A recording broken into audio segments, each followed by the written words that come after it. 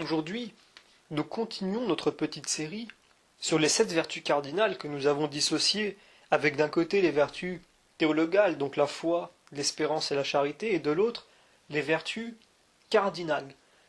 Donc nous avons abordé déjà la vertu de la prudence. Nous allons voir maintenant la vertu de la justice. Alors, cette vertu est peut-être parmi les 4 la plus mise en avant par l'homme de manière naturelle. C'est-à-dire que, intrinsèquement, l'homme a en lui une volonté de justice. Il a un sentiment de justice et, quand il est face à une injustice, il réagit. Il a toujours une réaction. Elle peut être bonne, comme la volonté de remédier à cette injustice, et elle peut être mauvaise, comme le fait de s'en féliciter. Alors, ce sentiment-là est imprégné déjà au fond de l'homme. Il faut rappeler ce que disait le Christ dans le Sermon sur la montagne. Il disait ceci: Bienheureux ceux qui ont faim et soif de justice, car ils seront rassasiés. Donc, Matthieu chapitre 5, verset 6. Alors, encore une fois, il faut se rappeler que c'est fondamentalement quelque chose de présent chez l'homme. Il faut voir combien l'homme, ces derniers millénaires, déjà depuis l'époque des Grecs, avec Socrate, Platon, et aujourd'hui à notre époque moderne, a tout fait pour améliorer la justice. Donc la justice au niveau de la société, donc la justice sociale, le fait que tout le monde puisse avoir accès, par exemple, aux soins, à l'éducation, qu'il y ait des droits qui soient égaux. Alors, quelquefois, c'est bien mis en place, quelquefois, c'est pas très bien mis en place, mais il y a toujours cette volonté de rendre plus juste le monde où l'on vit. Alors, on ne va pas évidemment aborder ceux qui font ça par intérêt, ceux qui font ça parce que derrière il y a un vice caché, on va parler plutôt tout simplement de cette volonté du cœur de l'homme de justice. C'est quelque chose qui est intrinsèque à l'homme. Et on l'avait vu dans les 7 péchés capitaux avec la colère, que la colère était quelquefois un cri de justice, quand il était dirigé vers le mauvais, vers le malin. C'est-à-dire qu'originellement la colère est dirigée vers le péché et vers le démon, puisque pour nous il y a un sentiment d'injustice par rapport à sa révolte et par rapport à ce qu'il est en train de faire. Et donc, ce cri de l'âme véritablement par la colère, c'est ce sentiment aussi d'injustice, ce sentiment de dire ce n'est pas juste ce qui arrive, ce n'est pas juste que des personnes soient prises entre les mains du démon, ou que des personnes soient dupées par le démon, ou qu'il y ait le mal, même si derrière la souffrance, comme on l'a vu dans la vidéo qui parle de pourquoi Dieu permet la souffrance, eh bien a finalement un but pour l'homme d'éducation, eh bien il y a quand même cette injustice par rapport à l'action du démon. Alors la Bible a souvent mis en avant la justice, dans le sens qu'il faut être équitable et juste. Il ne faut pas prendre parti pour celui qui est le plus riche, celui qui est le plus puissant, puisque ce serait ne pas être juste, ce serait être partial. Et donc, la Bible a beaucoup mis en avant cela, mais il y a quelque chose qui surpasse la justice. C'est l'amour. Même si l'amour en elle-même suppose une justice aussi, elle est supérieure. Et je vais donner un exemple. La Bible dit que si vous êtes appelé en procès, eh bien, donnez ce qui vous est demandé. Donc que vous ayez tort ou raison, donnez ce qui vous est demandé, afin de ne pas engendrer, par le biais de ce procès, de la colère, de l'angoisse, de l'envie, de la vengeance. Parce que rien ne vaut, rien ne justifie qu'une telle chose puisse arriver. Il ne faut pas laisser une porte ouverte aux malins qui puissent s'introduire par cette porte et faire de dégâts encore plus importants pour l'âme en elle-même. Puisqu'il est question d'un procès, il n'est question que de choses matérielles, donnez-les afin de ne pas perdre de biens plutôt plus importants, comme les trésors que nous avons dans les cieux, que nous accumulons avec ce que notre âme produit de bien. Alors, si vous êtes cette personne qui avait envie de faire ce procès, si par exemple vous avez été dupé, vous avez été volé, vous avez été arnaqué par quelqu'un, vous êtes dans le droit au niveau de la justice humaine de porter plainte, et donc de récupérer votre dû et ce qui vous a été pris. Mais il y a quelque chose qui surpasse la justice, qui est l'amour. Et le Christ nous le donne dans ce passage, donc où il parle, où il dit « Donnez ». Si vous devez aller en procès avec quelqu'un, donnez-lui ce qu'il veut. Et n'y allez pas. En y allant, donc en quelque sorte, en y allant, ce qui veut dire y arriver et puis ne plus avoir besoin de faire de procès puisqu'il a obtenu gain de cause. Si vous êtes cette personne-là qui demande gain de cause, eh bien, vous pouvez aussi ne pas la demander. Vous pouvez aussi oublier ce qui s'est passé. Alors, certains diraient, mais c'est injuste. Tu mérites d'avoir ce qui t'a été pris. Mais qu'est-ce qui a fait que cette personne-là a dit finalement non, c'est pas grave, je laisse tomber? Eh bien, c'est l'amour. Le fait d'aimer cette personne, d'aimer Dieu au point de dire je lui pardonne pour ce qu'il a fait et je ne veux pas créer plus de tension, plus de colère, plus de mal, je préfère oublier. C'est important parce que cette justice-là, c'est la justice de Dieu aussi. Ce n'est pas seulement la justice de l'amour, puisque même si Dieu est quelqu'un de... c'est la justice, il est le juste, c'est-à-dire qu'aujourd'hui nos péchés, nous allons les payer.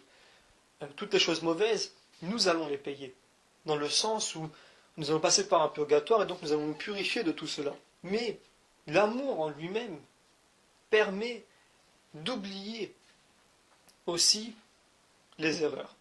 C'est-à-dire que moi demain, je peux demander à quelqu'un de lui dire écoute, on oublie ce qui s'est passé, c'est vrai que tu as tort, etc., ou tu as fait du mal, mais on va oublier. On ne lui dit pas forcément qu'il a tort, mais au fond, on sait qu'il a tort. Et on dit c'est pas grave, on oublie. D'un point de vue humain, c'est injuste. Mais d'un point de vue divin, c'est ce que Dieu fait avec nous. Même si, par le biais du purgatoire, nous allons payer nos erreurs, mais plutôt les réparer, eh bien, Dieu efface l'ardoise quand, par exemple, nous allons au sacrement de pénitence. Il dit, eh bien, quand vous avouez vos péchés, quand vous faites tout pour changer, et que le prêtre vous fait l'absolution, et donc vous êtes pardonné de vos péchés. Dieu oublie. Eh bien, techniquement, il faut réparation par rapport à ces péchés. Nous allons les faire, mais nous allons les faire de nous-mêmes, et nous allons les faire pas complètement. Nous allons voir dans une autre vidéo pourquoi. Mais, par le biais de ce sacrement de pénitence, Dieu oublie, entre guillemets, ce que nous avons fait. Mais, au niveau de la justice, il aurait fallu que nous venions et que nous réparions ces erreurs, et cela impliquerait qu'il faudrait que pour chaque péché, nous montions sur la croix. Or, le Christ y est monté lui-même, pour nous. Il a soutenu nos péchés, et ainsi, il a rétabli la justice. L'injustice qui avait été faite au départ par le péché d'Adam et Ève, eh bien, a été rétablie par la justice, la croix du Christ. Donc, il y a une forme de justice dans tout, par rapport à l'amour de Dieu. Mais l'amour de Dieu et l'amour que l'homme doit avoir pour son prochain doit surpasser cette justice quand elle est mise seulement d'un point de vue humain et qu'elle n'est plus mise dans un point de vue divin. C'est pour cela que, pour en savoir plus sur la vertu de la justice, eh bien une longue vidéo ne servit à rien parce que ce n'est pas quelque chose qui est de l'ordre de la théorie. C'est quelque chose qui est de l'ordre véritablement de ce que l'Esprit Saint nous inspire par le biais de la prière. Et donc, prenons un exemple inverse. Si demain vous travaillez, eh bien, vous travaillez peut-être pour un employeur que vous aimez beaucoup, eh bien, de lui dire que non, finalement, je ne veux pas d'argent. Je t'aime beaucoup, mais c'est pour cela que je ne veux pas d'argent. J'ai travaillé gratuitement. Ce n'est pas faire un acte de justice divine. Puisque vous avez travaillé, vous méritez votre bien et qu'il n'y a pas, dans ce cas-là, eh bien, une raison pour refuser la justice parce que l'amour prendrait la place de cette justice humaine. Là, dans ce cas-là, il n'y a rien qui est porté vers le mal. Vous avez travaillé, vous avez obtenu votre argent par votre salaire. Mais, l'autre exemple que je donne au départ, le fait par exemple d'aller en procès, quelque chose qui peut amener beaucoup plus de mal en y allant, eh bien, il faut tout faire pour ne pas y aller. Et là, l'amour que l'on peut avoir va supplanter la justice humaine, et donc c'est la justice divine qui va prendre place, et qui, elle, est beaucoup plus belle et beaucoup plus profonde que la justice humaine. C'est pour cela que la prudence est importante parce que la prudence va nous permettre de discerner dans quel moment il faut être juste, dans quel moment il faut être donc juste, mais d'un point de vue humain, mais aussi d'un point de vue divin. Et il faut donc bien se méfier, il faut bien raisonner. Quelquefois, il faut garder une justice humaine, aussi par rapport à l'état de spiritualité et par rapport à l'erreur de la personne d'en face. Je pense, par exemple, aujourd'hui à quelqu'un qui est un jeune qui est sans éducation, qui est sans structure, à cause peut-être de problèmes dans sa vie, eh bien, il faut savoir discerner. Dans certains cas, il faut absolument que la personne, selon son caractère, paye le prix qu'elle a fait. Et pour d'autres enfants, ce sont peut-être des minorités, il faudra plutôt, quand on voit derrière, après lui avoir parlé, après avoir vu ce qu'il y a au fond de lui, voir quelles sont les conditions dans lesquelles il a produit ce mal qu'il a fait, donc je pense peut-être à des vols, je pense peut-être à des agressions, eh bien, on peut choisir de dire moi je te pardonne, c'est pas grave. Parce que le fait de lui pardonner, et donc de surpasser la justice humaine, va l'aider à faire du bien en lui, à en sortir et à se rendre compte que l'amour est plus fort que le mal.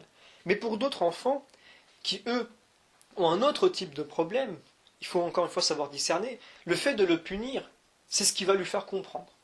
Par contre, si on lui dit moi je te pardonne, eh bien il va peut-être recommencer. Parce que justement il va y voir plutôt un acte d'innocence, un acte de naïveté et un acte de laxisme. Donc il faut encore une fois discerner. C'est pour cela que la justice, il faut qu'elle soit toujours dirigée vers Dieu, vers le bien, vers l'amour, mais aussi donc vers la nécessité. Donc ça implique aussi le bien, mais il faut aussi savoir discerner. Il ne faut pas être non plus, comme d'habitude, dans l'excès de la justice humaine. Tu as fait ça, tu mérites ça, comme il était le cas dans l'Ancien Testament, et pas non plus dans l'injustice bête, c'est-à-dire de dire ok, moi j'aime tout le monde, c'est génial, tout est beau, tout va bien, je veux faire de mal à personne. Ce n'est pas question de dire est-ce qu'il faut faire du mal ou pas, mais le fait, comme je l'ai dit, des fois d'être juste, d'être un peu carré, selon la personne qui est en face, selon sa progression spirituelle, son éducation, eh bien, c'est ce qui va l'aider.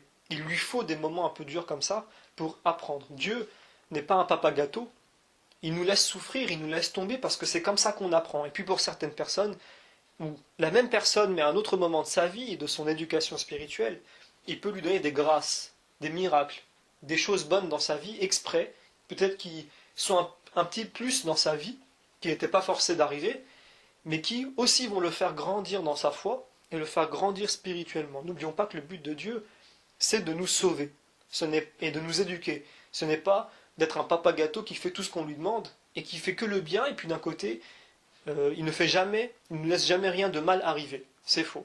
Dieu aussi nous laisse tomber, comme un parent nous laisse des fois tomber par terre, pour qu'on apprenne ce que c'est que d'avoir mal et qu'on fasse attention la prochaine fois.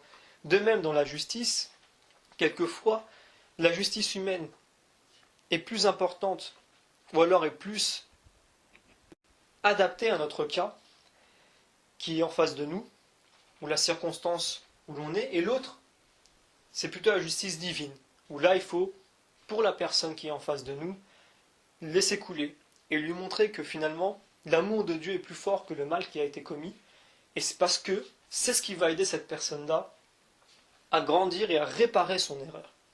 Encore une fois, c'est une vertu importante parce que il faut absolument la travailler continuellement pour avoir une vie chrétienne qui est plus humble, qui est plus réglée dans ce que veut le Seigneur et qui rend notre vie chrétienne plus facile, plus abordable. Et donc, elle est nécessairement accompagnée de la prudence, puisque la prudence, c'est ce qui va nous permettre justement de juger quand est-ce qu'il faut avoir cette justice humaine et quand est-ce qu'il faut avoir cette justice divine.